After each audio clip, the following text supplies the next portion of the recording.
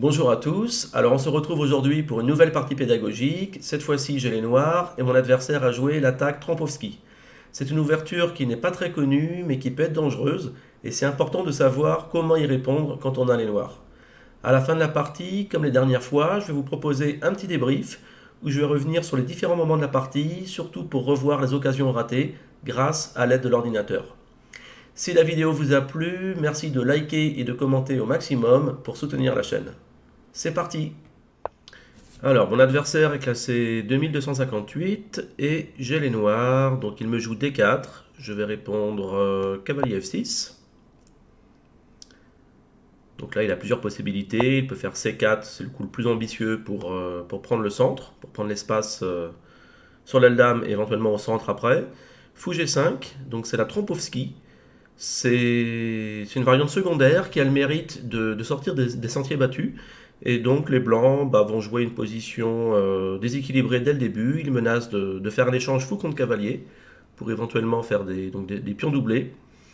Alors moi j'ai le choix, je peux éviter ces pions doublés en jouant E6. Après quoi, sur fou prend cavalier, je peux reprendre de la dame. Ou alors je peux jouer D5 sans me préoccuper des pions doublés, puisque j'aurai la paire de fous en échange.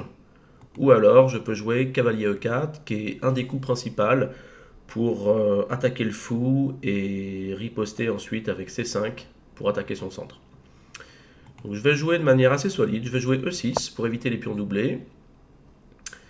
S'il fait fou prend cavalier, je reprends avec la dame. Alors il fait E4, il s'empare du centre, évidemment puisque mon cavalier est cloué, il ne peut pas prendre ce pion. Par contre, je peux faire H6. Après H6, il est obligé de faire l'échange fou-cavalier, de se séparer de sa paire de fous, parce que s'il recule en H4, je vais continuer par G5, fou G3 et cavalier prend E4. Fou prend cavalier, je reprends avec la dame. Et là, on obtient une position assez déséquilibrée, très intéressante, puisque chacun a ses avantages et ses inconvénients. Les blancs ont un avantage d'espace évident, avec leur pion bien avancé en E5 et en D4, et une petite initiative du fait que la dame est attaquée. Les noirs, en contrepartie de ce manque d'espace, ont la paire de fous. Donc si la position s'ouvre, ma paire de fous peut dominer son tandem fou-cavalier, et c'est ce que je vais essayer de faire par la suite. Pour l'instant, la dame est attaquée, donc elle a plusieurs cases possibles. En G6, à mon avis, c'est pas très heureux parce que elle pourra se faire attaquer par un fou ou par un cavalier. Donc je vais plutôt revenir sagement en D8. Et, et après, donc, je vais chercher à miner son centre de pion en faisant un petit coup ici en D6. Alors, est-ce que je le fais maintenant pour attaquer son centre? Est-ce que je joue G6 pour mettre mon fou d'abord en fianchetto? Là, c'est... Les deux m'ont l'air possible. Alors, j'ai envie d'attaquer son centre tout de suite. Donc, pour l'attaquer, je peux faire D6, je peux faire C5. Par contre, mettre le cavalier en C6, ici, ce serait pas très adapté parce qu'il pourrait tout simplement renforcer avec C3. Et on voit bien que mes pièces ne sont pas capables seules d'attaquer sa chaîne de pions. J'ai besoin d'abord de les attaquer avec les pions, un peu comme dans la française d'avance, où on essaye d'attaquer la chaîne de pions blancs donc, en attaquant avec les pions, puis avec les pièces derrière. Donc c'est ce que je vais faire C5. Je vais faire C5, et s'il fait C3, maintenant je vais jouer D6. D6. Alors F4, il continue donc d'avancer ses pions aussi pour surprotéger le pion E5, c'est normal. Alors par contre, il y a une petite diagonale là qui vient de s'ouvrir, donc il faut regarder si le coup de dame ici en H4 est intéressant. A priori non, puisqu'il suffit qu'il joue G3 pour obliger madame à repartir. Donc j'aurais perdu des temps pour pas grand chose. Alors comment casser son centre? Comment casser son centre? J'ai bien envie de continuer par cavalier C6. Cavalier C6. S'il prend C5, je vais prendre en E5. Donc il renforce avec son cavalier, toujours pour surprotéger ses pions en E5 et en D4. Et moi, je vais rajouter un peu de pression en mettant maintenant ma dame en B6. Donc en B6, ça vise le pion D4, mais ça vise aussi le pion B2. Alors il faut quand même faire attention de ne pas prendre le pion D4 sans trop réfléchir, Parce que par exemple, là, il y a une petite variante thématique de la française qu'on retrouve dans cette ouverture Trompowski. C'est C prend D4, pion prend, cavalier reprend, dame prend D4. Et en D4, la dame n'est pas défendue. Il y aurait fou B5 en fin de variante, échec à la découverte, et la dame est capturée. Donc il faut faire attention à ce genre de choses. Mais en tout cas, la pression sur D4, elle est réelle, et puis la pression sur B2 également. Alors s'il joue dame B3 pour défendre son pion, je vais échanger les dames, il va reprendre avec son pion, et ensuite j'aurai échangé en D4 pour lui faire des pions doublés isolés. Finalement, il joue B3, et là j'ai bien envie de répondre comme dans la française, le petit coup fou D7, pour éviter le fameux fou B5 échec en fin de variante, et ça veut dire que je menace concrètement de prendre ce pion une première fois, une deuxième fois, et s'il échange le cavalier, je vais pouvoir reprendre avec la dame avec un joli pion de plus. Et des attaques en plus sur F4 et sur la tour. Donc je pense avoir plutôt bien réussi mon ouverture. S'il prend en C5, je vais reprendre avec la dame pour lui mettre un maximum de pression ensuite sur E5, l'obliger à prendre, ce qui me permettrait de développer mon fou avec gain de temps. En fait, je vois pas vraiment d'autres solutions pour lui. Alors, s'il bougeait le fou, effectivement, c'est intéressant également. Donc, puisqu'il rajoute une défense avec la dame, mais je vais pouvoir prendre en D4, je crois. Je vais prendre en D4. Et ensuite je vais prendre avec mon pion D6 en E5 pour ouvrir la diagonale du fou, lui donner un coup d'échec. Et si je dis pas de bêtises, ça va le déroquer ou alors me faire gagner un pion. Parce que s'il reprend avec son pion ici, je vais pouvoir faire dame échec en E3 et gagner le pion F4 ou le fou en fonction de ce qu'il va répondre. Et s'il reprend avec le pion F, eh bien je vais pouvoir faire fou B4 échec. Et l'idée c'est que sur cavalier D2 qui part l'échec, son pion D4 n'est plus assez défendu. Donc s'il veut défendre son pion, il est obligé de bouger le roi. Mais dans ces cas-là, son roi devient fragile, puisque le petit roc n'est pas possible. En plus, on remarque que son roi, il est placé sur cette diagonale. Donc le pion D4, il est cloué pour le moment. Ça peut donner des idées tactiques. Pour le moment, je ne peux pas prendre ce pion parce que la prise du cavalier, évidemment, serait jouée juste après. Alors, qu'est-ce que je peux faire là pour m'activer? Je vois bien que mes pièces sont plus actives que les siennes, son roi est en mauvaise posture, donc ça vaut le coup de prendre un petit peu de temps pour trouver la bonne suite. Là, je suis pas loin de prendre un gros avantage. Alors, peut-être le sacrifice de cavalier. Cavalier prend pion, s'il reprend avec la dame, j'ai fou C5, clouage de la dame, et donc la partie est gagnée. Et sur cavalier prend D4, toujours, ils peuvent faire évidemment cavalier prend, mais dans ces cas-là, j'ai fou C5 qui cloue son cavalier. Son cavalier sera attaqué deux fois, il sera obligé de monter son roi pour le défendre, mais dans ces cas-là, je vais pouvoir faire le grand roc certainement avec beaucoup d'attaques. La tour viendra se placer sur la colonne, donc je pense que ce sacrifice de pion est gagnant ici. Bon, s'il ne prend pas le cavalier, évidemment, ça me fait un pion de plus et toujours de l'attaque. Donc il prend avec le cavalier, il a vu l'enfilade, donc je vais jouer fou C5 pour clouer le cavalier comme prévu. Et là, s'il relève le défi, il va faire roi E3. Et s'il joue pas roi E3, eh bien, je vais prendre le cavalier sur échec et gagner la tour ensuite. Donc roi E3, là on n'est pas loin du chaos. Alors, dans quel ordre faire les choses? Est-ce que je bouge d'abord mon fou pour y placer ensuite la tour, ou alors je place d'abord la tour? Alors je peux faire d'ailleurs tour D8 ou alors le grand roc, je ne sais pas s'il y a un coup qui est vraiment meilleur que l'autre. D'un côté le grand roc ça permet de lier les tours, d'un autre côté le roi est sur une colonne ouverte et ça peut lui donner éventuellement un petit peu de contre-jeu en clouant par la suite mon fou sur cette colonne. Donc j'ai bien envie de jouer plutôt tour D8. Tour D8. Sur tour D8, est-ce qu'il peut se défendre? Il peut faire dame D2. Dame D2 pour laisser la place à la tour derrière. Alors dame D2, fou bouge, par exemple en C6. Tour D1, après. Et dans ces cas-là, je fais fou prend cavalier, dame prend, tour prend dame. Il reprend, mais il a perdu une dame contre une tour. Donc, ouais, ça m'a l'air très fort. Tour D8. Alors sur tour D8, il a peut-être quand même une défense qui serait cavalier C3. Cavalier C3 avec idée fou C6, cavalier E2.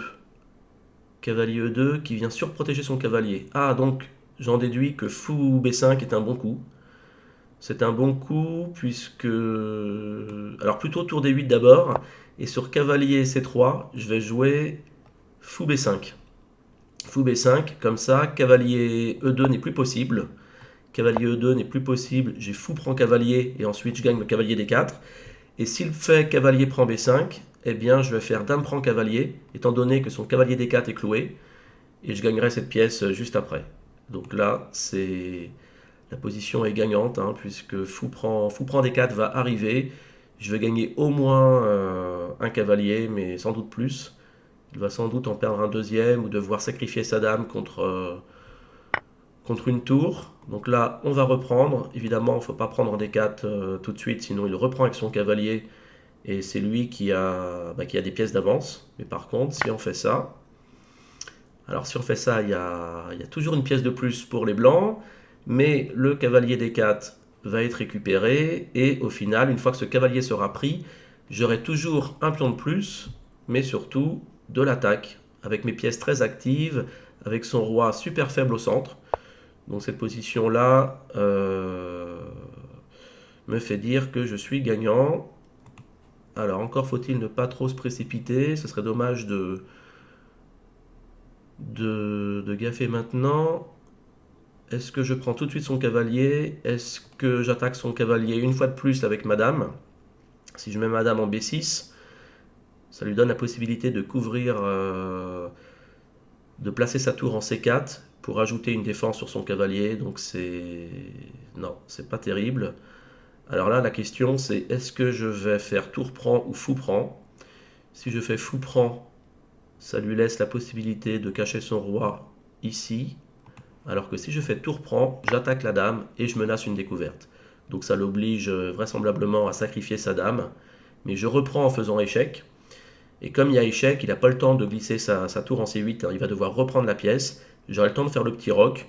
Et ma position sera gagnante après. Puisque j'aurai donc une dame d'avance et un pion. Dame plus pion contre tour et fou.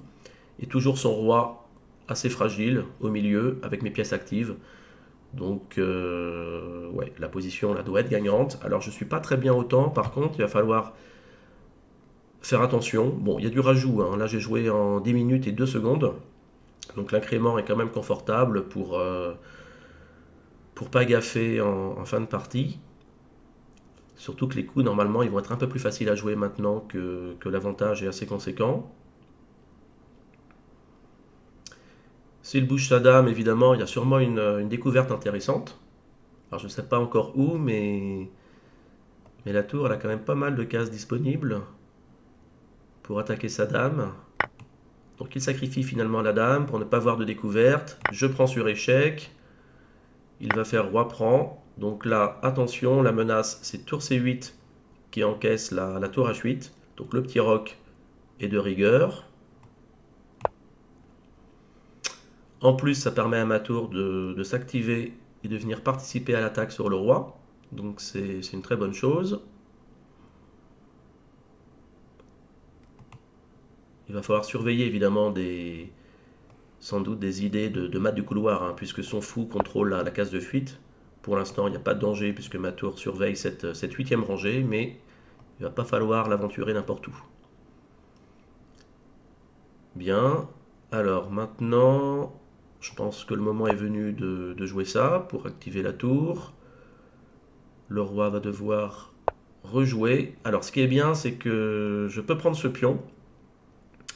Il n'y a pas d'échec à la découverte, hein, puisqu'il y a son roi qui bloque sa tour. Donc je peux prendre ce pion sans problème. Et en plus, ça va me donner après des cases d'accès pour la dame. Je vais pouvoir venir en D4 me rapprocher du roi. Je vais pouvoir éventuellement grappiller des pions par ici. Donc là, la position est bien gagnante, hein, puisque j'ai dame plus 2 pions, l'équivalent de 11 points, contre tour et fou, équivalent de 8. Donc roi bouge. Là, attention, la menace, c'est fou hachette, échec, qui lui permet de gagner la dame. Donc il faut toujours rester très vigilant. Est-ce que le coup d'échec ici est un bon coup, ou est-ce que c'est mieux de prendre le pion? Si je fais échec, il ne peut pas mettre sa tour devant, sinon j'échange les tours et ensuite je gagne son fou. Donc sur tour échec, il va sans doute venir en G1. Mais s'il vient en G1, ça me permet de m'infiltrer. Je vais faire échec en D4. Son roi va venir en H1.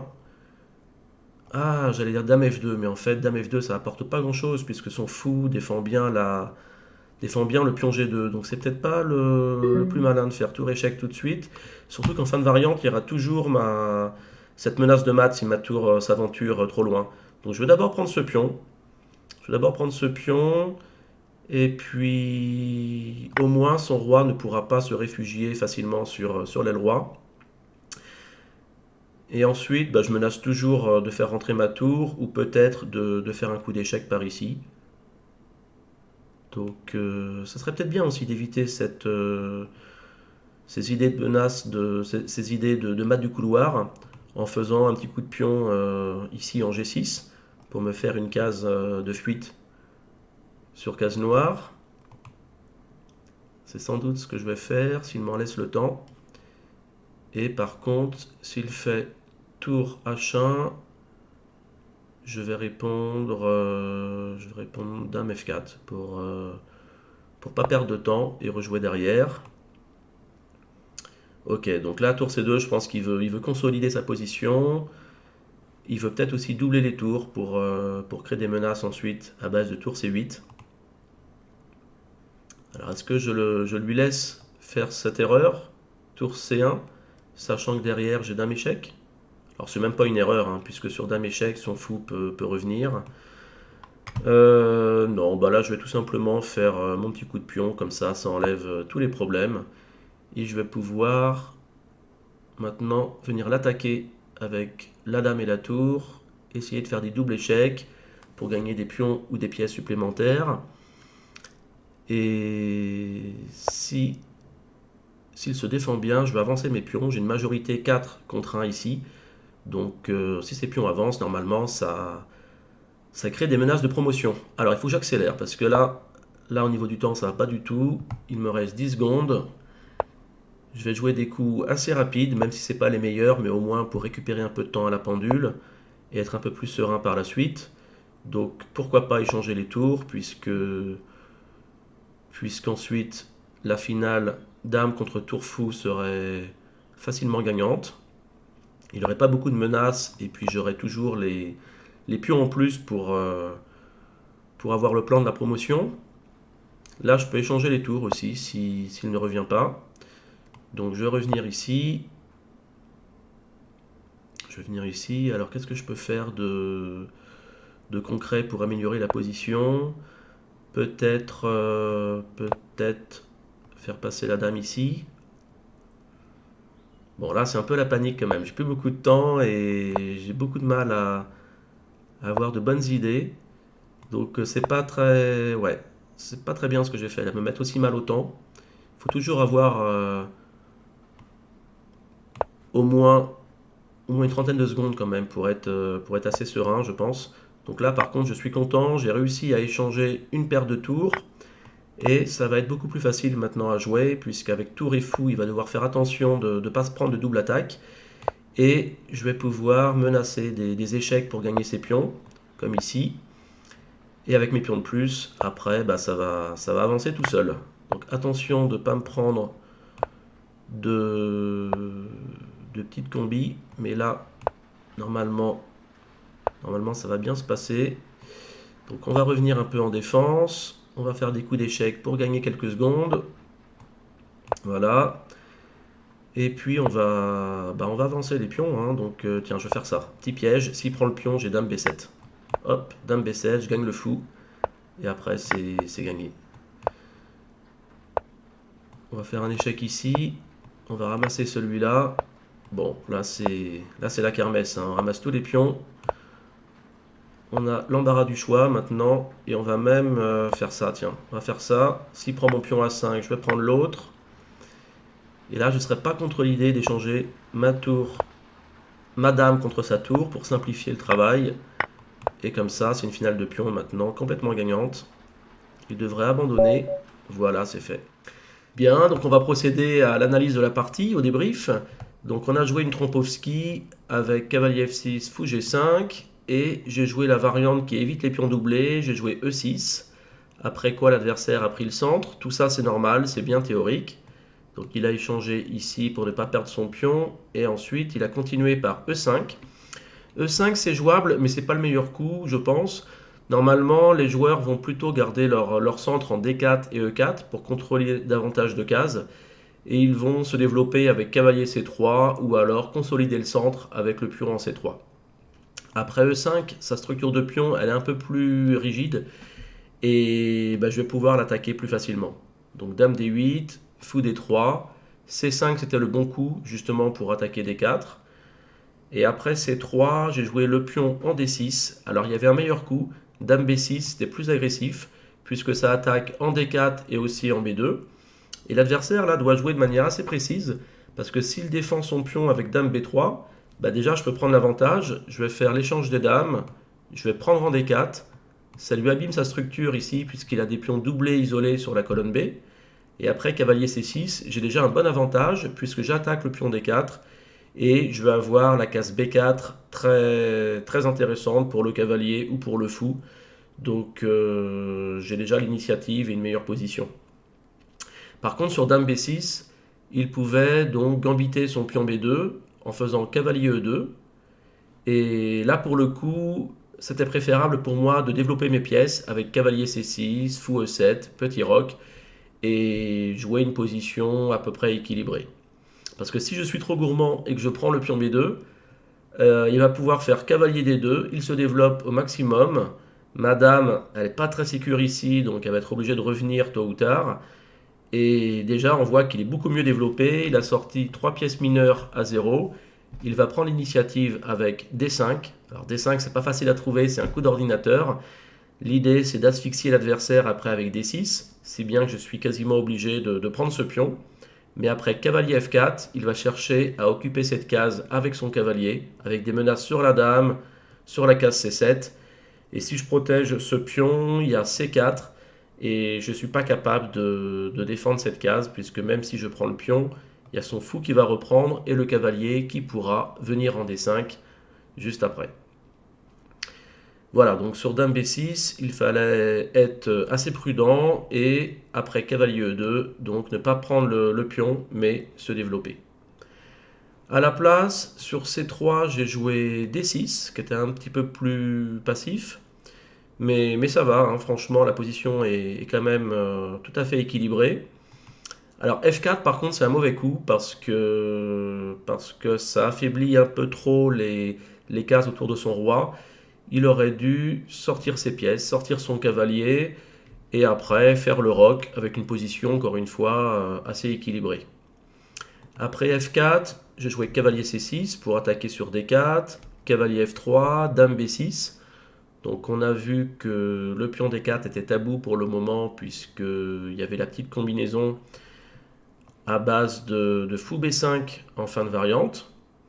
L'adversaire a joué B3, mais B3 c'est pas bon, et après j'ai pris un bon avantage. Il fallait prendre en C5 et jouer Dame E2 pour bien défendre le pion E5 et faire le petit roc. Alors le petit roc, non, pas tout de suite, je dis une bêtise, mais peut-être faire cavalier D2, cavalier B3 pour chasser la dame, et ensuite mettre un cavalier en D4. Ça avait l'air d'être plutôt solide pour les blancs avec un avantage d'espace. Après B3, par contre, ça fait des trous et j'en ai profité. Alors j'en ai profité avec une petite imprécision quand même. J'aurais dû échanger tout de suite en D4 et prendre ensuite en E5. Au lieu de ça, j'ai préféré commencer par fou D7 mais c'est un peu moins précis parce que l'adversaire pouvait encore prendre en C5 pour éviter la suite de la partie. Heureusement pour moi, il n'a pas pris en C5, il a joué fou E4. Et après, la position était très, très avantageuse, hein. J'ai pris en D4, j'ai pris en E5 pour libérer la diagonale du fou. Donc là, il a repris avec son pion, j'ai fait fou échec. Il y a eu roi F2 pour pas perdre le pion D4. Et puis finalement, la combinaison du sacrifice là était tout à fait correcte, hein, puisque l'ordinateur me donne une position déjà gagnante avec quelque chose comme plus 5 ou plus 6, je crois. Donc il a repris avec le cavalier, j'ai cloué son cavalier. Il a mis son roi en E3. Bon, de toute façon, il n'y avait pas trop d'alternatives parce que son roi n'a pas de case sécure, hein. S'il vient en G1, je vais prendre le cavalier sur échec, il doit rejouer sur une case blanche avec peut-être mon fou après qui va se pointer, donc c'était pas terrible. Monter le roi en G3 ou le mettre en E2, c'est pas non plus forcément plus sécurisant. Donc il a choisi de relever le défi en défendant sa pièce, mais après tout s'enchaîne assez bien. Alors j'ai fait fou B5, ensuite il a pris, j'ai repris, et là par contre j'ai fait une gaffe qui a réduit considérablement mon avantage. J'ai pris avec la tour pour pouvoir faire ensuite un échec à la découverte, mais en prenant avec la tour, j'ai raté en fait une ressource de l'adversaire qui pouvait sacrifier à son tour une qualité. Et là, du coup, je peux pas prendre sa tour, sinon il reprend la mienne, et c'est lui qui a une pièce de plus au final. Donc je suis obligé de sacrifier ma tour, le roi prend, je reprends. Bon, la position est quand même gagnante pour les noirs parce que j'ai un pion de plus, il y a son roi qui est toujours faible, mais c'était quand même plus résistant que la partie. Donc c'est pour ça que pour éviter cette variante, quand on était donc c'était après quoi? C'était sur tour C1 ici. J'aurais dû prendre avec le fou. Et là, il est obligé de prendre la pièce, hein, parce que s'il bouge son roi quelque part, je vais prendre en E5 et j'aurai une attaque monstre, hein, avec des pions de plus et puis un roi qui est toujours faible. Donc finalement, il aurait sacrifié sa dame très certainement et on serait revenu dans la position de la partie, mais en évitant justement le fameux tour prend C5 qui lui donne des chances pratiques. Alors, sur tour prend D4, il a pas vu tour prend C5, donc il a sacrifié la dame directement. Finalement, on arrive à cette position. Et après, qu'est-ce qu'il y a eu? Ouais, après, il y a la tour qui est arrivée. Et puis après, j'ai bien joué, hein. J'avais pas beaucoup de temps, mais les coups étaient corrects, il n'y a pas eu d'erreur. Bon, j'ai peut-être pas joué les meilleurs coups à chaque fois, mais en tout cas, l'avantage était constant. Il y avait toujours plus 7 à peu près pour les noirs. Et puis là où c'était clairement gagnant, après, tellement plus facile à concrétiser, c'est quand j'ai pu échanger une paire de tours. Donc ici, non, ici, voilà. Là, les tours s'échangent et après, effectivement, il n'y a plus aucune chance parce que j'ai beaucoup d'avantages matériels et puis il y a les pions aussi qui peuvent avancer pour viser éventuellement une promotion. Voilà, en tout cas, j'espère que cette partie et ce débrief vous ont plu. Je vous souhaite de belles parties et je vous dis à très vite pour de nouvelles vidéos.